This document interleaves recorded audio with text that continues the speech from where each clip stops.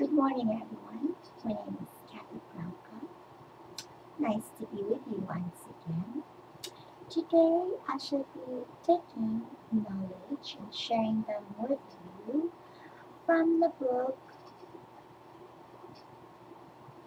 Procedures and Theory.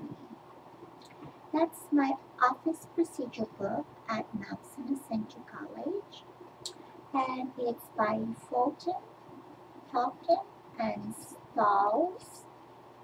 It's the sixth edition, and it's published by Southwestern Cengage Learning. Today is Chapter 1, The Workplace Constantly Changing. Labor projections. Right now, the labor projection is by 2014. The number of persons working or looking for work is projected to reach 6121 million, and that representing an increase of over 10 million from 2006 workforce. Also, that the population growth within the United States, that's the reason why the employment will increase. The youth age group, consisting of persons 16 to 24 years old, is expected to be flat. The labor projection is the consistency of the change is evident by the technology innovations that control you, not confront you, as you work and go about your daily life. In this changing world, medical breakthrough will allow people to live considerably longer. So you think it's only right for the Congress to vote on longer age for retirement? I'm 52, and I would like to go back to work, and that's I'm going to school. So hopefully, I'll be able to retire when I'm 69. Who knows? We go beyond 69 because, like it says, life is getting longer. So that is the projection for the labor. More people will be looking for work due to the life expectancy as well as modern technologically innovation, um, um, internet, computers, uh, flashcard, photography, and so forth. Science, in fact, just today, NASA landed, um, shuttle landed, I think, today, and there were four astronauts, one female and three guys, and they were being interviewed today. And so that's modern technology for you. Mostly, it's not happening once every 10, 5 years, but like once every month there's going NASA going up in space. The ever-changing workplace, it's called increase dramatically. The ever-changing workplace has increased dramatically. What are those changes? Those changes are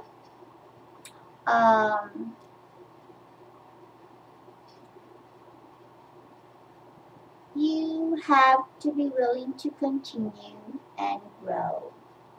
So, constantly going to educate yourself, constantly adapting to change in your workstation, in your work company.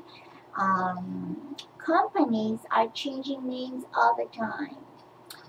You notice when you go to your local retail store, one or two couples of your company that you like to use may be gone. That might hurt your feelings because you really like that company. I mean that happened to me, but you can't help it. That's the only one that's offered, so of course you have to buy it. But of course you need to watch for prices as well. Economic globalization is the independence. The knowledge-based economy and technology change have helped change the relationship between workers and employers. What are those knowledge-based economy? Healthcare, minimum wage, union. Those are the things that the relation between a worker and employer. Um, let's see, vacation pay, sick pay, and so forth. But of course, that's the reason why, because of the wealth that's being offered in the United States of America, and we need to be compatible with the diversity in the whole world. The Congress needs to find the median where we will be compatible with diversified economy in the world. And yet United States has to maintain the most powerful, the most godliest, the most wealthiest nation in the world in all aspects of anything. So now, so today workers are less likely to stay with one employer throughout their career. So in the past, we worked with one or two employer until they retire. But the thing nowadays is to get as much, if they are in union. I think exactly if you have to go to different union, but if you work for the city for 10 years, you go to county for 10 years, you go to federal for 10 years. But then you would have worked 30 years and you have pension from those three different, and then you will go to private and you have 401k, and then you settle for your retirement. But like I said, people are working increasing years in lifespan, so you didn't have to retire when you're 62 or 66 or 69.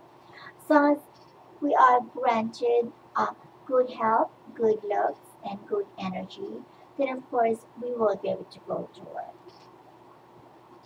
The streamline, let me see, workplace diversity. Workplace diversity means various ethnic in the workplace population, and says that the share Hispanic and Asian is expected to more than double within the next time frame. Those are workers, Hispanic and Asian. They're going to be expected to be a lot of workers. Now, older workers, baby boomer generation, individuals born between 1946 and 1964. I'm a baby boomer. They're called older workers are expected to become a larger share of the labor force. So I'm educating myself. Go green, everybody. Now, women in the workforce, I'm a woman, says that in the next 50 years, women's share of the workforce is expected to remain at around 48%. Changing work week. That's the hours, 8 a.m. or 9 a.m. to 5 p.m. Those are the work. The compressed work is 35 to 40 hours a week. And then the flex time is you can work from 8 to 5, and you can come in between 7:30 to 4 p.m. That is a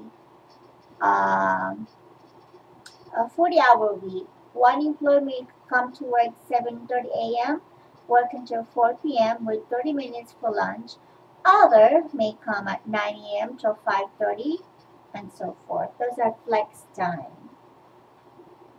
But job sharing is one may work for 3 days full and some are part-time.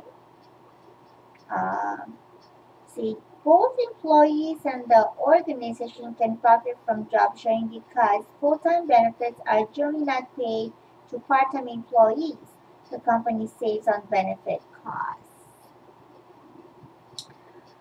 Physical workplace. A lot of people now are virtual office. They need a realtor, um, realtor people, physicians. I do believe are trying to be virtual now too.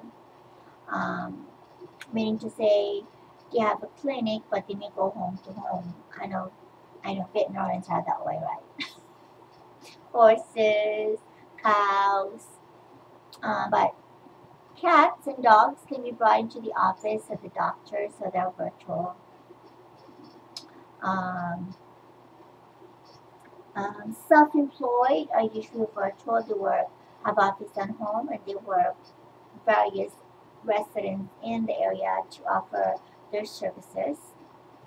For a person who is a vice president of a small based business office or vice president or a president, he may be going traveling because a vice president, that's what they usually do, marketing or their finance or their advertising or their public relations. So they go so many places and they don't just work in their local office. They jump from the airplane to the restaurant to their home to their office. And same thing with persons that are uh, nurses. Nurses are that way too. Nurses nowadays are not necessarily staying in the hospital. They could be doing for home health aid. They could be doing to a traveling physician, meaning to say a special surgeon, very probably well known, do private surgeries for well known people. I know that's too liberal, but it do happen sometimes. Of course, pilots, they are virtual. They don't pilot in office. They pilot from airplane to the home to the airport and so forth. Now, organizational structure of a company, there's sole proprietorship, there's partnership, there's limited liability, there's corporation, nonprofit, board of directors, stockholders, governmental entities. Then there's the management.